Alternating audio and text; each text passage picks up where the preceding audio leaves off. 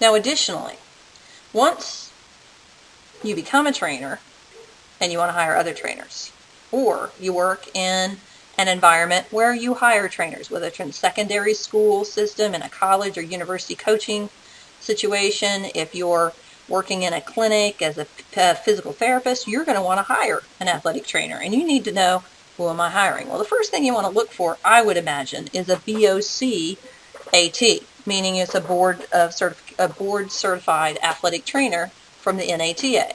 However, you have to know that many people can call themselves and even do the job of an athletic trainer without being certified. And the state regulations for athletic trainers vary state by state. Now, athletic training associations with the NATA are really trying to seek some recognition for the field by regulating the profession of athletic training in some sort of methodology. Now, 47 of 50 states have some regulatory measures governing the practice of athletic training. There are various rules and regulations that govern the practice of athletic training, but they vary even in those 47 states tremendously. Okay, so let's talk about licensure as a state regulation. Licensure.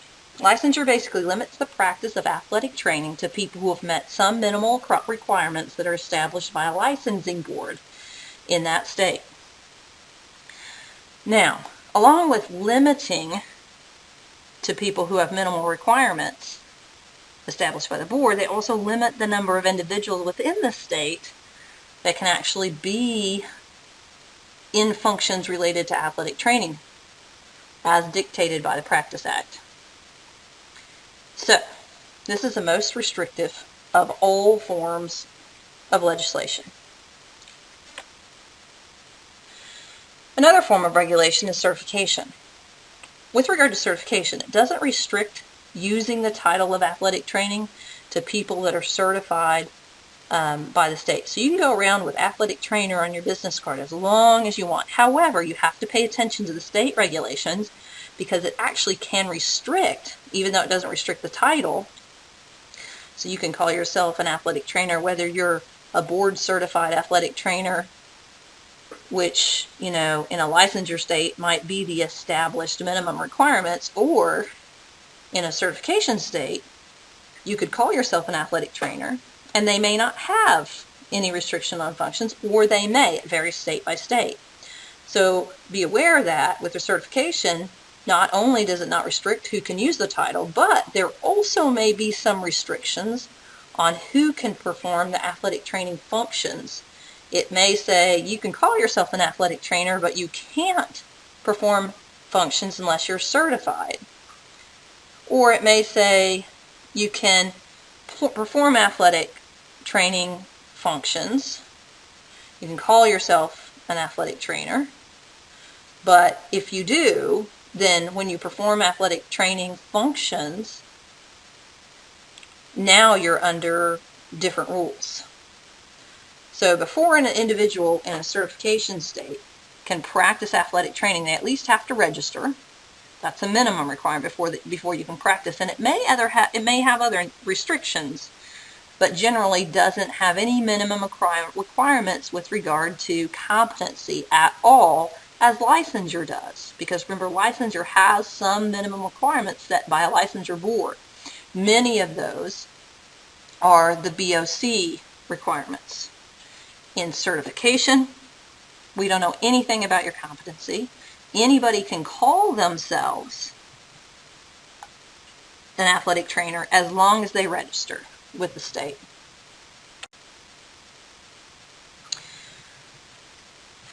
Now, here's the difference between certification and registration.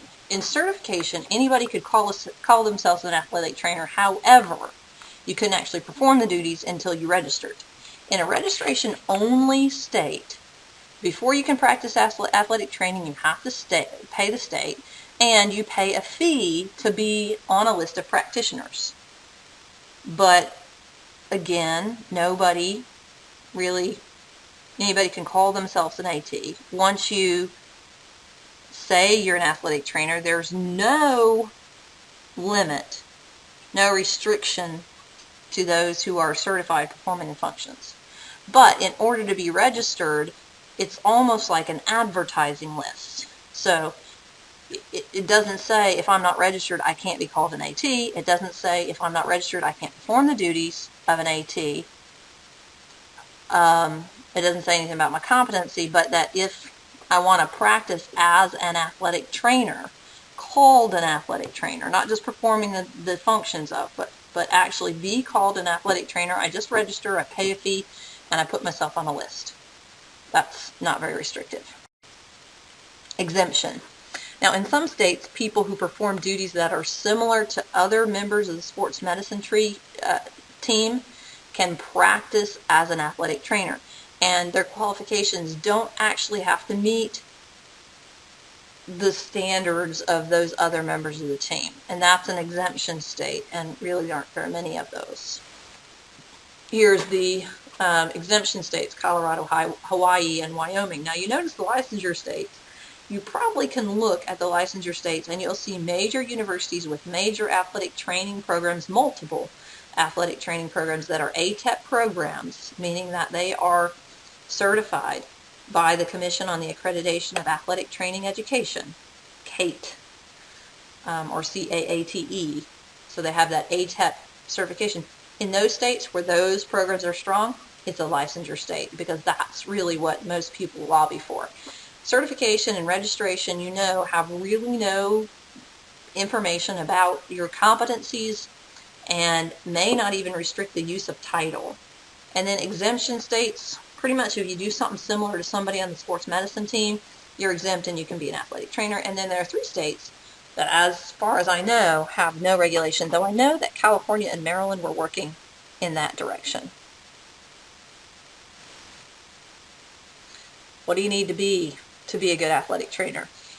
Well, concerning the video, which is now placed at the end of this lecture, what does it take to be a good athletic trainer? Well, obviously, dedication.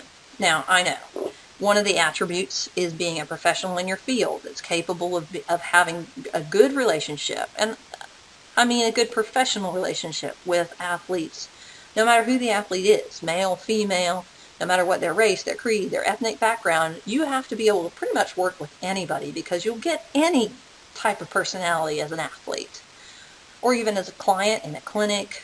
So you have to really be professional and have a good professional disposition with your patient, client, and athlete. Also, you need to have a collegial relationship with coaching staffs of the sports. In other words, they have to respect you, and you have to respect them, and you have to give them reason to do that.